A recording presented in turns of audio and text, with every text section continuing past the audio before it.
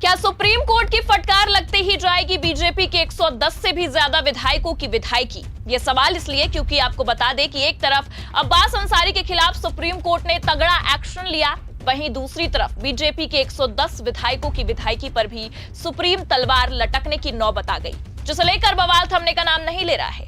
नमस्कार, आप देखना शुरू कर चुके हैं 4 PM न्यूज नेटवर्क और मैं हूं आपके साथ प्रगति ठाकुर। दरअसल आपको बता दें कि लगभग 2 सालों की सजा काटने के बाद अब अब्बास अंसारी की विधायकी चली गई है और इसी का डर सपा से भी ज्यादा बीजेपी को सता रहा है, क्योंकि अब्बास अंसारी के बाद अब बीजेपी विधायकों पर जल्द ही सुप्रीम कोर्ट एक्शन ले सकता है, जिसने बीजेपी सरकार की चूल्हे हिलाकर रख दी हैं। तो कैसे अब्बास अंसारी की विधायकी जाने से सपा नहीं बीजेपी को जोर का झटका लगा है, आपको आगे बताएंगे। और क्यों अब सुप्रीम कोर्ट के एक एक्शन के बाद 111 बीजेपी विधायकों की विधायकी खतरे में आ गई है और कैसे उपचुनाव तक कराने की नौबत आ चुकी है, उस पर भी आएंगे। लेकिन उससे पहले आप ये खबर देखिए नवभारत टाइम्स की खबर। इसमें साफ लिखा है, अब्बास अंसारी की विधायकी जाने पर सपा से ज्यादा बीजेपी को नुकसान। तो अंदाजा तो पहले ही लगा लिया गया था कि एक तरफ अब्बास अंसारी पर सुप्रीम कोर्ट का एक्शन होगा और दूसरी तरफ योगी के विधायक बीजेपी के विधायकों पर गाज गिर सकती है। और देखिए अब ऐसा होता नजर भी आ रहा है, क्योंकि आपको बता दें कि रिपोर्ट्स के अनुसार यूपी में 10-20 नहीं बल्कि 100 से भी कई ज्यादा विधायकों पर आपराधिक मामले दर्ज हैं। और ये कोई हवाई बातें नहीं है, बकायदा हमारे पास खबरें और एडीआर की रिपोर्ट भी मौजूद है, जो हम आपको आगे दिखाएंगे। लेकिन उससे पहले आप अमर उजाला की रिपोर्ट देखिए, जिसमें साफ लिखा है, यूपी के 125 विधायकों पर दर्ज है गंभीर आपराधिक मामले, कोर्ट का आदेश नहीं मान रही पार्टियां। आगे लिखा है, यूपी विधानसभा में 143 ऐसे विधायक हैं जिन पर आईपीसी की विभिन्न धाराओं के तहत आपराधिक मुकदमे दर्ज हैं। इसमें 101 विधायकों पर गंभीर धाराओं में केस दर्ज हैं, जिसमें हत्या के प्रयास, छेड़छाड़ और धोखाधड़ी के मामले दर्ज हैं। एडीआर के आंकड़ों के मुताबिक यूपी विधानसभा में बीजेपी के 83, समाजवादी पार्टी के 11, बसपा के 4 और कांग्रेस के 1 विधायक के अलावा 3 अन्य विधायकों पर गंभीर धाराओं में एफआईआर दर्ज है। हालांकि आपको ये रिपोर्ट हमने दिखाई है जो 2020 की है, यानी कि 2017 के आंकड़ों के हिसाब से ये खबर बनाई गई, जिसमें ये साफ लिखा है कि बीजेपी के विधायक ज्यादा आपराधिक मामलों में शामिल हैं। लेकिन हैरानी की बात यह है कि कुछ सालों बाद ये आंकड़े और बढ़ गए हैं। जी हां, एडीआर की रिपोर्ट के मुताबिक अब 2017 की तुलना में 2022 के आंकड़े बढ़े हैं। और सबसे हैरानी की बात यह है कि यहां भी बीजेपी के विधायकों के आपराधिक मामले ज्यादा दर्ज हैं। बीजेपी के 111 विधायकों पर आपराधिक मामले दर्ज हैं और ये हम नहीं बल्कि आप खुद देख सकते हैं, एडीआर की रिपोर्ट दावा कर रही है। और ये दावे अब बीजेपी की चूल्हे हिलाने के लिए काफी हैं, क्योंकि आपको बता दें कि सीजेआई संजीव खन्ना के कार्यकाल के ही दौरान सुप्रीम कोर्ट की ओर से यह आदेश आ चुका था कि जिन विधायकों और सांसदों पर आपराधिक मामले दर्ज हैं, अब उन्हें चुनाव नहीं लड़ने दिया जाएगा। और ये हम हवाई बातें नहीं कह रहे हैं, इसकी भी खबर हमारे पास मौजूद है। देखिए भास्कर की रिपोर्ट, इसमें साफ लिखा है, सुप्रीम कोर्ट बोला कानून तोड़ने वाले कानून कैसे बना सकते हैं, अपराधी सरकारी नौकरी नहीं कर सकता तो दोषी नेता चुनाव कैसे लड़ सकता है। तो पहले ही सुप्रीम कोर्ट ने इस प्रथा पर सवाल खड़े किए थे।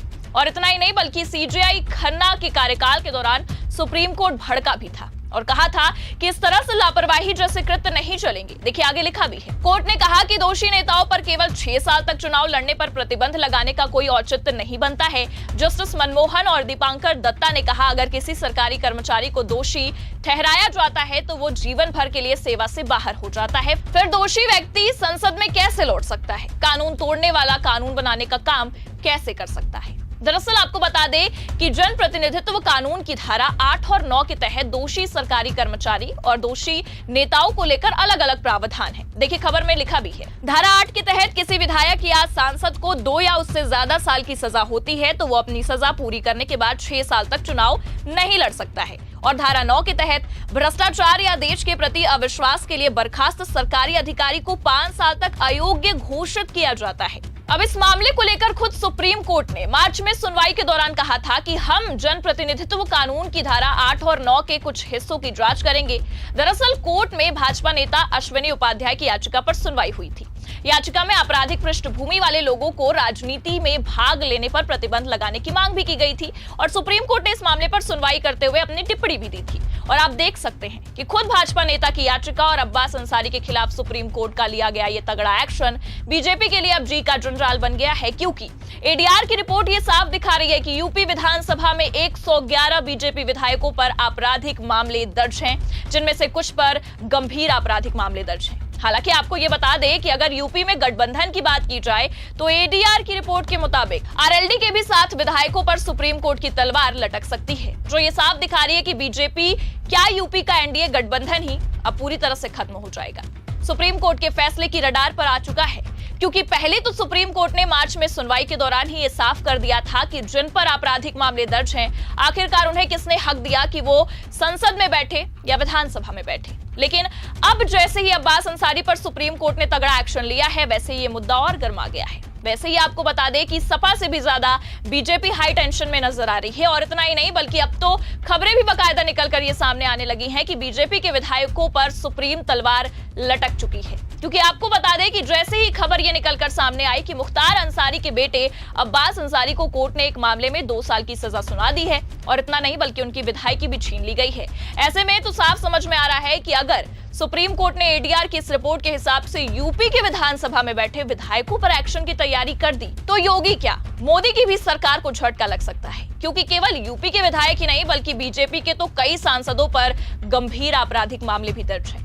ऐसे में भारतीय जनता पार्टी घुटनों पर आती नजर आ रही है, क्योंकि पहले तो केवल सीजेआई संजीव खन्ना के कार्यकाल में बीजेपी पर खतरा मंडरा रहा था, लेकिन अब तो मुश्किलें और बढ़ चुकी हैं। आपको बता दें कि सीजेआई गवाई का कार्यकाल मोदी सरकार के लिए किसी बड़े खतरे से कम नहीं है। पहले भी सीजेआई गवाई की बेंच ने कई दफा ऐसे फैसले सुनाए हैं जिसे लेकर सरकार को बड़ा झटका लगा है, और जब एक बार फिर सुप्रीम कोर्ट ने अब्बास अंसारी पर एक्शन लिया है तो चर्चाओं का बाजार काफी गर्म है। क्योंकि अगर आपराधिक मामलों की बात की जाए तो यूपी विधानसभा में बैठे 403 विधायकों में से 205 पर आपराधिक मामले दर्ज हैं, जिसमें से सबसे ज्यादा 111 बीजेपी के विधायक हैं। तो अगर सुप्रीम कोर्ट का एक्शन होता है तो पहले तो विधायकों की विधायकी जाएगी, और इतना ही नहीं बल्कि आगे उन्हें चुनाव लड़ने तक के लिए बाध्य कर दिया जाएगा। हालांकि अभी ऐसा कुछ सुप्रीम कोर्ट ने फैसला नहीं लिया है, लेकिन जिस तरह से सुप्रीम कोर्ट ने मार्च में ही सुनवाई के दौरान सवाल उठाए थे कि अगर किसी सरकारी कर्मचारी को दोषी ठहराया जाता है तो वो जीवन भर के लिए सेवा से बाहर हो जाता है, फिर दोषी व्यक्ति संसद में कैसे लौट सकता है? कानून तोड़ने वाला आखिरकार कानून कैसे बना सकता है? तो ऐसे में ये साफ समझ में आ रहा है कि अगर यूपी के विधायकों पर सुप्रीम एक्शन होता है तो आने वाले विधानसभा चुनाव से पहले ही यूपी में उपचुनाव करवाने तक की नौबत आ सकती है। फिलहाल अब्बास अंसारी पर एक्शन के बाद आपको क्या लगता है, क्या अगला नंबर यूपी बीजेपी के 111 विधायकों का हो सकता है? अपनी राय कमेंट करके जरूर बताइए। खबर कैसी लगी लाइक और शेयर जरूर करें, और अगर चैनल पर नए हैं तो सब्सक्राइब और ज्वाइन करना ना भूलें। देखते रहिए 4PM न्यूज नेटवर्क। नमस्कार।